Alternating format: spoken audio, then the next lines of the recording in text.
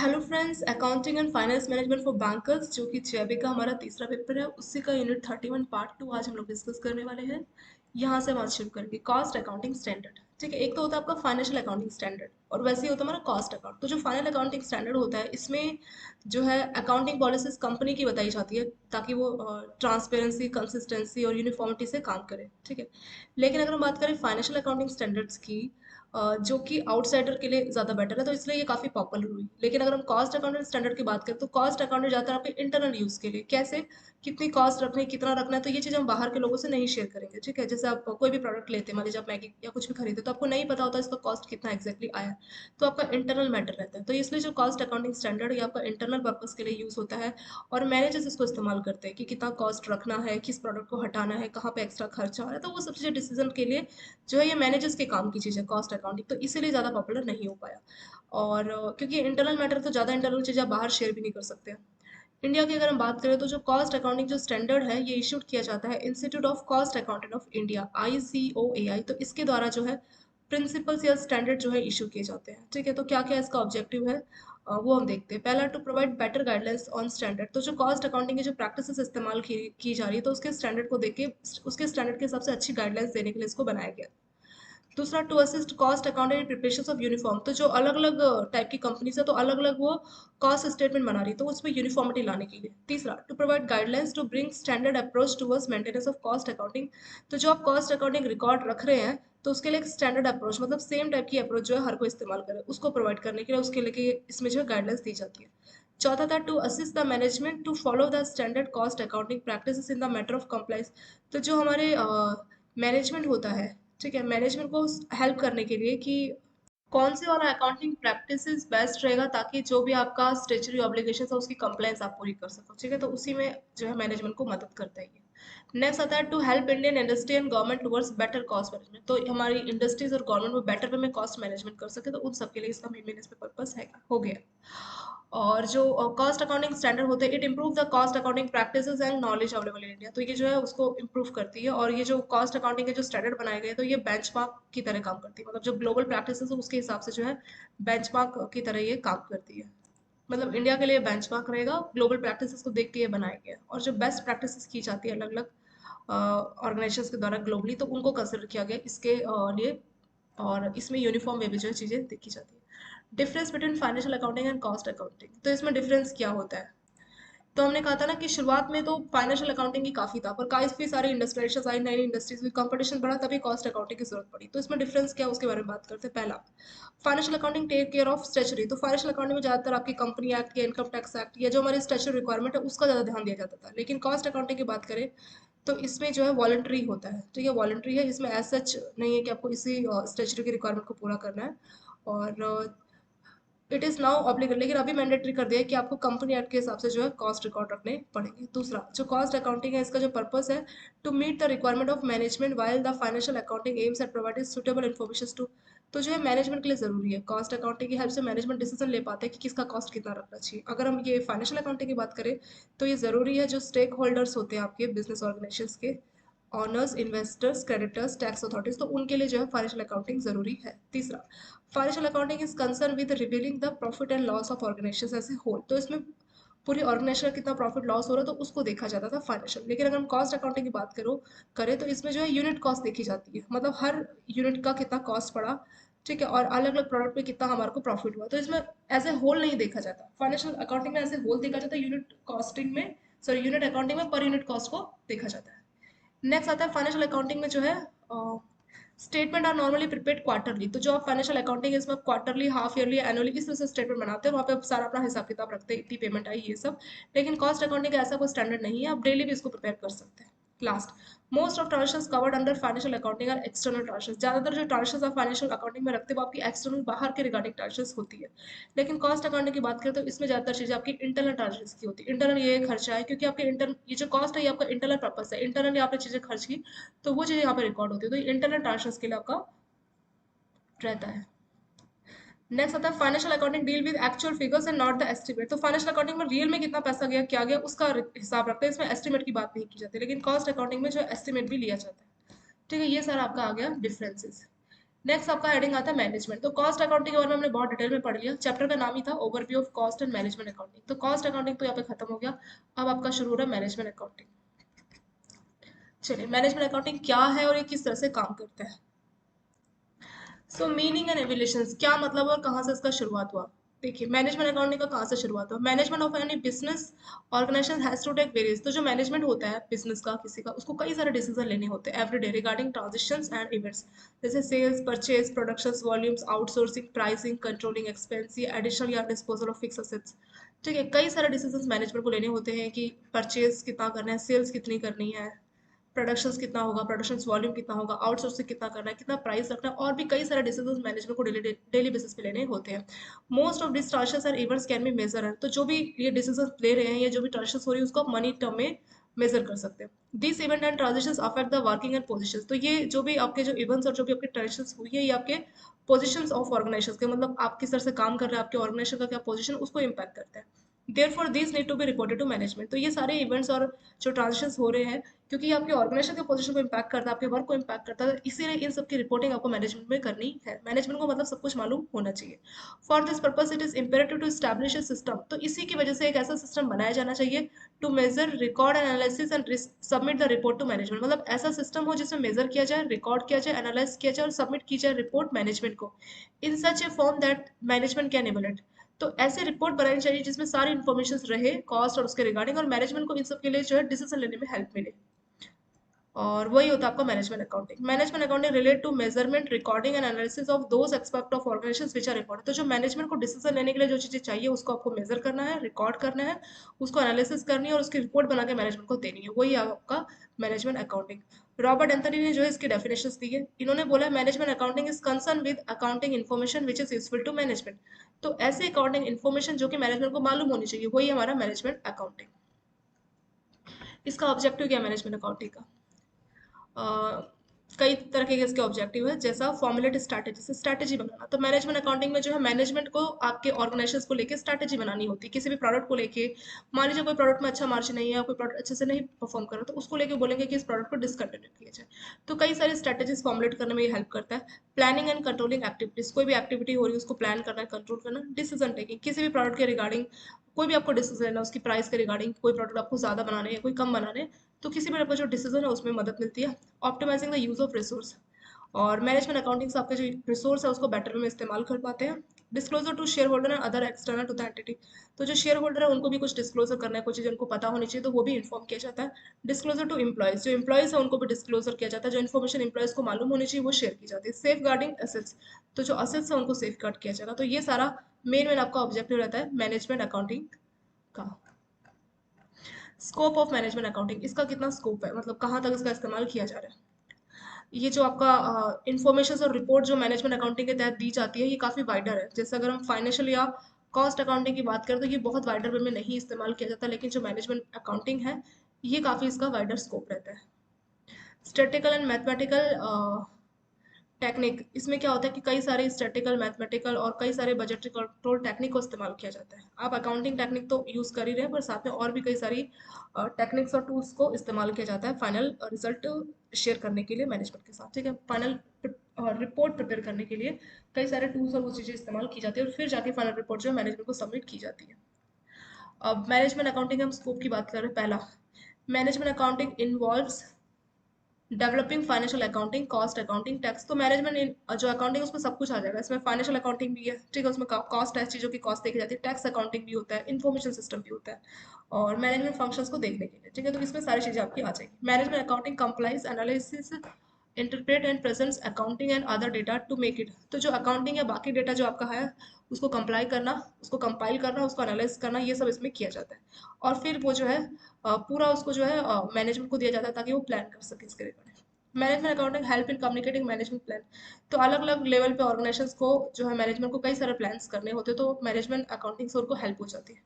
Management accounting also help in developing an effective system of feedback. तो इसमें क्या होता है कि फीडबैक रिपोर्ट का भी सिस्टम इसमें रहता है। तो ये जो रिपोर्ट है इससे जो है कोई भी रीजन या रिस्पॉन्सिबल फॉर डेविएशंस, मान लीजिए आपने कुछ भी डेविएशंस या कुछ भी ऐसी चीज़ आपको मिली, तो उसके लिए आप करेक्टिव मेजर्स ले सके। ठीक है, और वो सब चीज़ें इसमें देखी जाती है। लास्ट है management accounting also provide system of evaluating the performance of management itself. तो मैनेजमेंट अकाउंटिंग से जो मैनेजमेंट किस तरह से परफॉर्म कर रहा है तो वो भी इसमें देखा जाता है। तो ये सारा आपके मैनेजमेंट अकाउंटिंग के स्कोप इसमें आ गए। Tools and technique of management, तो कौन कौन सा टूल्स और टेक्निक इसमें इस्तेमाल किया जाता है? कई सारे टूल्स और टेक्निक मैनेजमेंट अकाउंटिंग के लिए इस्तेमाल किया जाता है और इनके बारे में बात करेंगे, लेकिन यहाँ पे एक लाइन लिखी है कि जो मैनेजमेंट अकाउंटिंग की जरूरत क्यों पड़ी, क्योंकि अभी क्या है, बिजनेस में बहुत कॉम्प्लेक्सिटी आ गई, ठीक है, बिजनेस वर्ल्ड में बहुत जो है कॉम्पिटिशन आ गया, तो इसीलिए जो है मैनेजमेंट अकाउंटिंग की जरूरत पड़ी थी। जैसे जैसे ऑपरेशन एक्टिविटी जितनी ज्यादा कॉम्प्लेक्स पड़ती जा रही है, तो जो कंपनीज है उनको रिक्वायरमेंट चाहिए मैनेजमेंट ओरिएंटेड रिपोर्ट्स और इस तरीके के जो टूल्स जो काफी इंप्रूव वे में काम करें। मतलब ये एक कंटिन्यूस प्रोसेस है, नई नई रिक्वायरमेंट के हिसाब से नए नए टूल्स डेवलप करने पड़ते हैं, नई नई टेक्निक को डेवलप करना पड़ता है और फिर उस हिसाब से जो है रिपोर्ट बनाई जाती है। तो जिस हिसाब से कॉम्प्लेक्सिटी और नीड्स ऑफ बिजनेस होगी उस हिसाब से जो है टूल्स और टेक्निक बनाए जाएंगे। तो ये एक तरीके का कंटिन्यूइंग प्रोसेस है, ऐसा नहीं कि एक बार हमने कोई टूल्स या कोई टेक्निक बनाई वो एवरग्रीन हमेशा काम करेगी, ऐसा नहीं है। जैसे जैसे रिक्वायरमेंट आएगी उस हिसाब से ये चेंज भी होता रहेगा। जनरली अभी के टाइम पे जो टूल्स और टेक्निक जो इस्तेमाल की जाती है उसके बारे में बात करते हैं। पहले आपका आता है financial planning.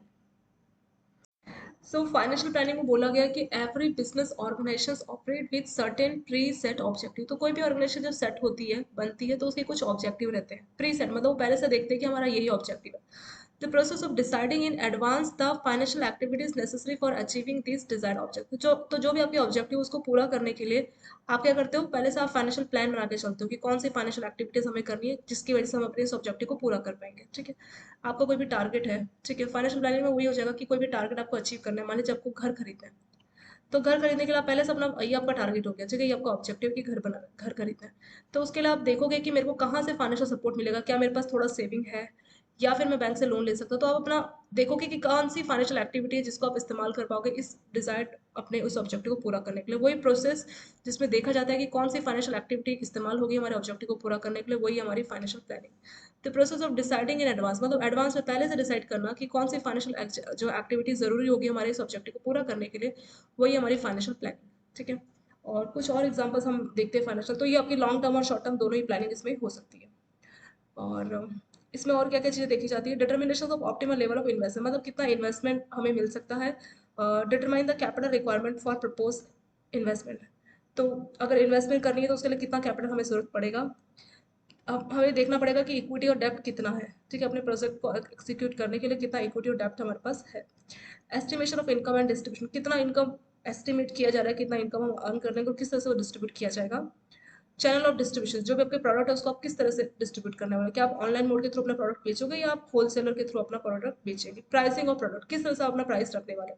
Deciding on outsourcing of certain, तो कुछ कंपोनेंट्स और सर्विसेज जिसको आप आउटसोर्स करते हो तो उसको लेकर डिसाइड करना। तो ये सारी चीजें आपके फाइनेंशियल प्लानिंग का जो है पार्ट हो जाएगी। दूसरा आता है selecting appropriate tools for decision making. A number of tools and technique are available to help management in taking appropriate decision. तो कई सारे अलग अलग टाइप के टूल्स और टेक्निक अभी अवेलेबल है जो कि मैनेजमेंट जो है इस्तेमाल कर सकता है सही डिसीजन लेने में। दीज टूल्स एंड टेक्निक, तो इसमें क्या क्या आपके आ जाएंगे, जैसे कि marginal costing, break even analysis या स्टैंडर्ड कॉस्टिंग। तो ये आपके टूल्स या टेक्निक है, या कैश फ्लो या फंड फ्लो या कैपिटल बजटिंग। ये सारे टूल्स जो है अवेलेबल है जिसको मैनेजमेंट जो है इस्तेमाल कर सकता है अपनी मैनेजमेंट अकाउंटिंग पर्पस के लिए।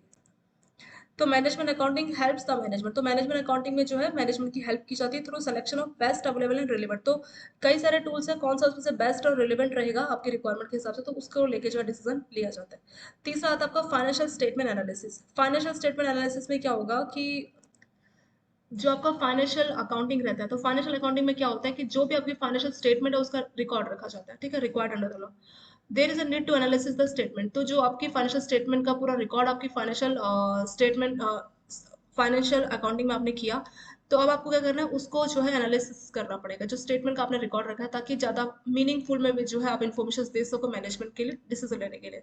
This technique of analysis financial statement, अब आपको क्या करना है, जो फाइनेंशियल स्टेटमेंट आपने फाइनेंशियल अकाउंटिंग में रखा है तो उसको आपको एनालिसिस करना पड़ेगा। तो उसमें trend analysis, comparatively statement analysis, ये सब चीज़ें इसमें की जाएगी, रेशियो एनालिसिस, और वो आपका हो जाएगा फाइनेंशियल स्टेटमेंट। तो फाइनेंशियल स्टेटमेंट एनालिसिस में क्या किया जाता है, जो आपकी फाइनेंशियल स्टेटमेंट्स है उनको एनालिसिस किया जाता है ताकि मैनेजमेंट बेटर वे में जो है इसके रिगार्डिंग डिसीजन ले सके। तो इसमें आपका रेशियो एनालिसिस, अलग अलग टाइप के रेशियोज होते हैं कंपनी, जैसे करंट रेशियो और भी कई सारे टाइप के, डेब्ट इक्विटी असेट्स रेशियो, तो उन रेशियो को जो है इसमें चेक किया जाता है, टेस्टिंग उसकी की जाती है, एनालिसिस उसका किया जाता है।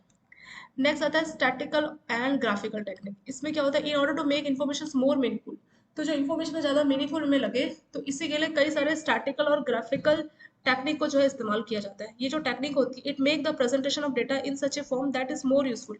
तो इसमें जो डेटा प्रेजेंटेशन टेक्निक और स्टैटिक्स और ग्राफ की फॉर्म में की जाती है, तो ज़्यादा बेटर वे में प्रेजेंटफुल ये रहता है। ठीक है, डिसीजन मेकिंग में हेल्प हो जाती है। जैसे ग्राफ के टर्म में आपका रहेगा, या स्टैटिक्स रहेंगे स्टैटिकल टर्म में, तो आप बेटर वे में इसको समझ पाते हैं। ठीक है, समझने के लिए, डेटा को बेटर वे में अंडरस्टैंड करने के लिए ये ज़रूरी होते हैं। इसमें आप चार्ट बना सकते हैं। ठीक है, चार्ट रिलेटेड टू सेल्स, मतलब इस तरह का आपने मान लीजिए ग्राफ या कोई चार्ट बना दिया सेल्स को लेके, तो इजी वे में आप समझ सकते हैं कि इस साल से इस साल में ग्रो हुआ है। तो स्टैटिक और ग्राफ की हेल्प से जो है डेटा को मोर मीनिंगफुल फॉर्म में जो है रखा जाता है। लास्ट आता है selecting appropriate method of reporting. Different level of management have different needs. तो अलग अलग डेटा और उनकी जो एनालिसिस की अगर हम बात करें, डेटा और एनालिसिस के टर्म में जो अलग अलग मैनेजमेंट रहता है, उनका अलग अलग जरूरत रहता है। तो मैनेजमेंट अकाउंटिंग में ये भी देखा जाता है कि किस टाइम हमें सेलेक्ट करना है डेटा, और जो भी अप्रोप्रिएट मेथड ऑफ रिपोर्टिंग है कौन सा लेना है। तो ठीक है, तो वो सब चीज़ें इसमें सेलेक्ट की जाती है, इसमें डिसाइड किया जाता है। तो ये सारा आपका मेन मेन हो गया financial technique of management accounting. अब हम देख रहे हैं difference between cost and management. Cost accounting हमने देखा था, ठीक है, फिर मैनेजमेंट अकाउंटिंग भी हमने देखा। अब इनके जो हम डिफरेंस देखने जा रहे हैं, ठीक है, क्या क्या डिफरेंस है। द स्कोप ऑफ मैनेजमेंट, जो अगर हम कॉस्ट की बात करें तो कॉस्ट जनरली चीज़ों के प्राइसेस की बात करता है, लेकिन मैनेजमेंट एक ओवरऑल है। तो ये इसका जो स्कोप है काफ़ी वाइडर, अगर हम कंपेयर करें इससे, मैनेजमेंट से, कॉस्ट से। और दूसरा, cost accounting is mainly short term, ज़्यादातर शॉर्ट टर्म की प्लानिंग इसमें की जाती है, लेकिन जो मैनेजमेंट अकाउंटिंग है ये शॉर्ट टर्म की भी और लॉन्ग टर्म की भी हो सकती है।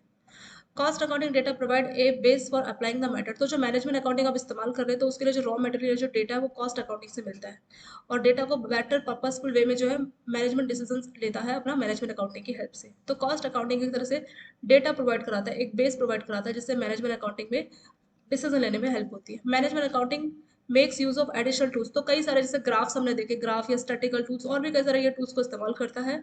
और कंपेयर टू दोस्त, तो कॉस्ट अकाउंटिंग में इतने सारे अलग अलग टूल्स या टेक्निक को इस्तेमाल नहीं किया जाता, लेकिन मैनेजमेंट अकाउंटिंग में इस्तेमाल किया जाता है। एग्जाम्पल जैसे कि कॉस्ट अकाउंटिंग में जैसे ब्रेक इवन एनालिसिस या मार्जिनल कॉस्ट, ये इस्तेमाल किया जा रहा है। और भी कई सारे एडिशनल टूल जैसे रेशियो एनालिसिस, कैश या फंड फ्लो या ट्रेंड एनालिसिस, ये सब आपको मैनेजमेंट अकाउंटिंग में होता है। तो मैनेजमेंट अकाउंटिंग में बेटर डिसीजन लेने के लिए कई सारे टूल्स या टेक्निक को इस्तेमाल किया जाता है, और कॉस्ट में इतना नहीं होता है।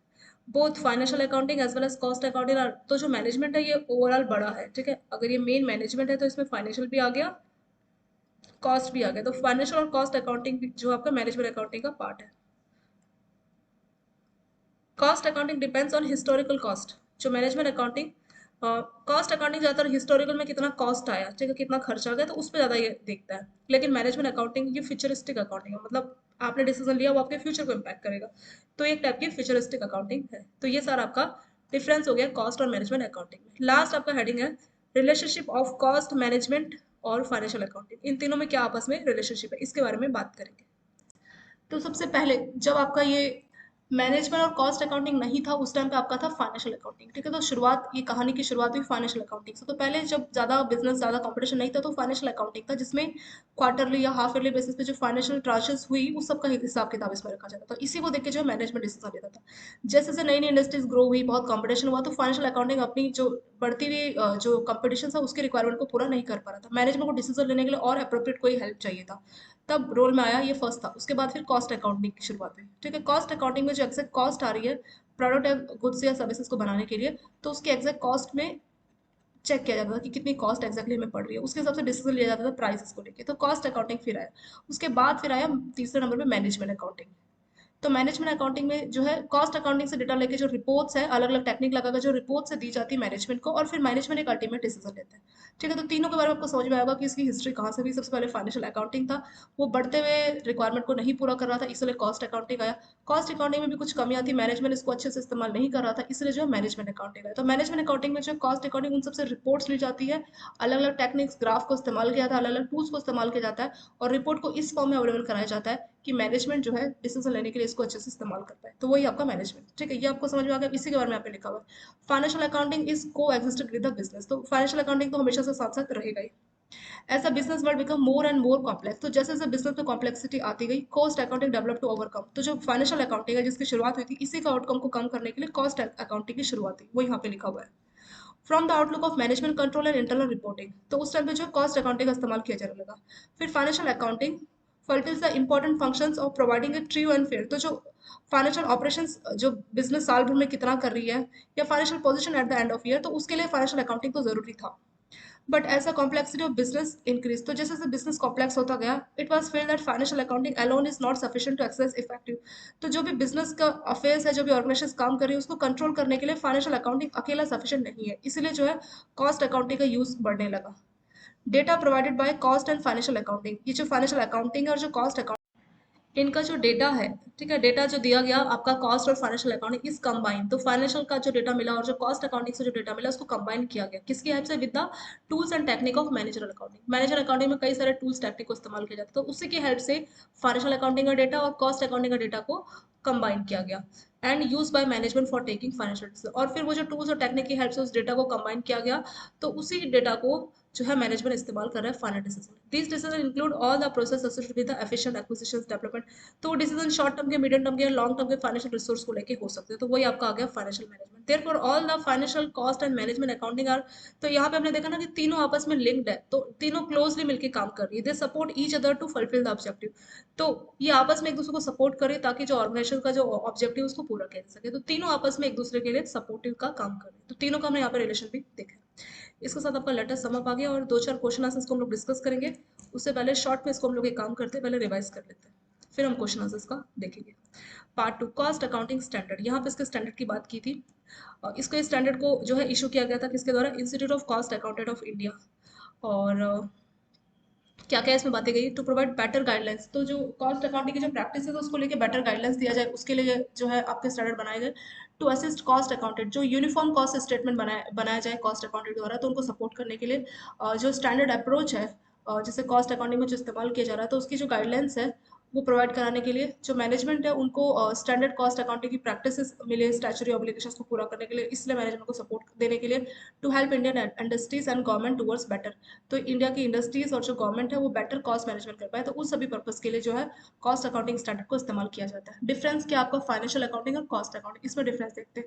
फाइनेंशियल अकाउंटिंग में जाता है जो स्टैट्यूटरी रिक्वायरमेंट है जैसे कंपनी एक्ट या इनकम टैक्स, उस रिक्वायरमेंट को ज़्यादा टेक केयर किया जाता है, लेकिन कॉस्ट अकाउंटिंग में ऐसा नहीं होता। कहीं कहीं पे ऑब्लिगेशन है कि कंपनी एक्ट आपको मानना है। दूसरा, जो कॉस्ट अकाउंटिंग है इसका मेन पर्पस यही है कि मैनेजमेंट की रिक्वायरमेंट को पूरा करना, लेकिन जो फाइनेंशियल है वो ज़्यादातर मैनेजमेंट के साथ साथ स्टेक होल्डर मतलब आउटसोर्सिंग की रिक्वायरमेंट को ज़्यादा पूरा करता है। कॉस्ट अकाउंटिंग में चीज़ों के कॉस्ट देखते हैं तो वो आपका इंटरनल एक तरह से ज़्यादा आता है, पर ये मैनेजमेंट में, सॉरी फाइनेंशियल में आउटसोर्सिंग ज़्यादा आता है। आउट मतलब बाहर का ज़्यादा चीज़ों को देखा जाता है, जैसे बाहर के शेयर होल्डर्स या बाहर की चीज़ों को उसमें ज़्यादा कंसिडर किया जाता है। Financial accounting is concern with revealing the profit and loss of organisation, तो इसमें जो है प्रॉफिट और लॉस ऐसे होल देखा जाता है फाइनेंशियल, लेकिन कॉस्ट अकाउंटिंग में हर यूनिट पर यूनिट कितना कॉस्ट पड़ा वो देखा जाता है। और फाइनेंशियल अकाउंटिंग में जो भी आप स्टेटमेंट प्रिपेयर कर रहे हैं जैसे क्वार्टरली, हाफ ईयरली, एनुअली, इस तरह से प्रिपेयर कर सकते हैं, लेकिन कॉस्ट अकाउंटिंग में आप डेली बेसिस पे भी प्रिपेयर कर सकते हैं। मोस्ट ऑफ ट्रांशन, तो जो फाइनेंशियल अकाउंटिंग में जो ज़्यादातर ट्रांशंस होती है वो आपकी एक्सटर्नल ट्रांशंस होती है, लेकिन कॉस्ट अकाउंटिंग में ज़्यादातर आपकी इंटरनल ट्रांशंस होती है, मतलब ये इंटरनल डेटा है और इंटरनली मैनेज इसको इस्तेमाल करता है डिसीजन लेने के लिए। और फाइनेंशियल अकाउंटिंग क्या है, एक्चुअल जो डेटा है उससे ये डील करता है, एस्टिमेट से नहीं, लेकिन कॉस्ट अकाउंटिंग में जो एस्टिमेट भी लिया जाता है। नेक्स्ट आपका heading the management accounting. Management accounting क्या होता है और किस तरह से काम करता है। तो शुरुआत में कॉस्ट अकाउंटिंग चल रहा था पर वो भी जो है रिक्वायरमेंट को पूरी नहीं कर पा रहा था, इसलिए जो है मैनेजमेंट अकाउंटिंग को लाना पड़ा। और तो यहाँ पे एक मैनेजमेंट अकाउंटिंग की डेफिनेशन दी गई है। इसमें बोला कि management accounting is concern with accounting information, तो जो इन्फॉर्मेशन मैनेजमेंट को मालूम होनी चाहिए तो वो मैनेजमेंट अकाउंटिंग है। तो इसमें होता क्या है कि कॉस्ट अकाउंटिंग और आपका जो फाइनेंशियल अकाउंटिंग है उसको कंबाइन करके जो डेटा है वो मैनेजमेंट अकाउंटिंग को दिया जाता है। कैसे इसको कंबाइन किया, अलग अलग टूल्स, रिपोर्ट्स वो सब रेडी की जाती है और फिर वो मैनेजमेंट को दी जाती है और फिर मैनेजमेंट उसको डिसीजन लेता है, ठीक है, उस प्रोडक्ट या उसके रिगार्डिंग। तो वही आपका मैनेजमेंट अकाउंटिंग। तो क्या क्या इसका ऑब्जेक्टिव है, स्ट्रैटेजीज बनाना और कंट्रोलिंग और प्लानिंग एक्टिविटीज करना, डिसीजन लेना और रिसोर्सेज को ऑप्टिमल वे में इस्तेमाल कर सके। जो शेयर होल्डर है और बाकी के जो एंटिटीज हैं, अदर एक्सटर्नल एंटिटीज, तो उनको डिस्क्लोजर चाहिए और एम्प्लॉयज़ को डिस्क्लोजर करना, ठीक है, कोई इन्फॉर्मेशन उससे शेयर करना जो उनको मालूम होनी चाहिए, असेट्स को सेव करना, तो ये सारा इसका मेन पर्पस है। स्कोप, मैनेजमेंट अकाउंटिंग का कितना स्कोप है, तो अगर हम मैनेजमेंट अकाउंटिंग का देखें तो फाइनेंशियल और कॉस्ट अकाउंटिंग से ज़्यादा इसका स्कोप है, ये ज़्यादा वाइडर वे में काम करता है। मैनेजमेंट अकाउंटिंग में जो है फाइनेंशियल अकाउंटिंग और कॉस्ट अकाउंटिंग की जो चीज़ें हैं उसको डेवलप किया जाता है और अलग अलग जो है रिक्वायरमेंट को पूरा करने के लिए जो है उसको टूल्स की हेल्प से जो है उस फॉर्मेट्स को चेंज किया जाता है। इसमें कंपाइल, एनालिसिस और इंटरप्रेट किया जाता है जो डेटा आपको फाइनेंशियल या बाकी का जो कॉस्ट अकाउंटिंग वहाँ से आपको मिलता है, तो इसका प्लान बेटर वे में कर सकते हैं। और management accounting help in communicating management plans to various, तो अलग अलग लेवल पे जो ऑर्गेनाइजेशन है उसका जो प्लान है ये कम्युनिकेट करता है मैनेजमेंट को। और एक आपको इफेक्टिव सिस्टम फीडबैक रिपोर्ट का कोई सिस्टम बनाना, तो मैनेजमेंट अकाउंटिंग उसमें भी सपोर्ट करता है। और ये जो मैनेजमेंट है उसको भी परफॉर्मेंस को इवैल्यूएशंस के लिए जो है मैनेजमेंट अकाउंटिंग हेल्पफुल है। टूल्स कौन कौन से इस्तेमाल होते हैं, पहला आपका आएगा फाइनेंशियल प्लानिंग। तो फाइनेंशियल प्लानिंग में कोई आपका डिजायर्ड गोल है उसको अचीव करने के लिए जो आप प्लान कर रहे हैं फाइनेंशियली कि कहाँ से क्या पेमेंट आएगा, कहाँ से आपका इन्वेस्टमेंट होगा, वो सब आपका होगा फाइनेंशियल प्लानिंग।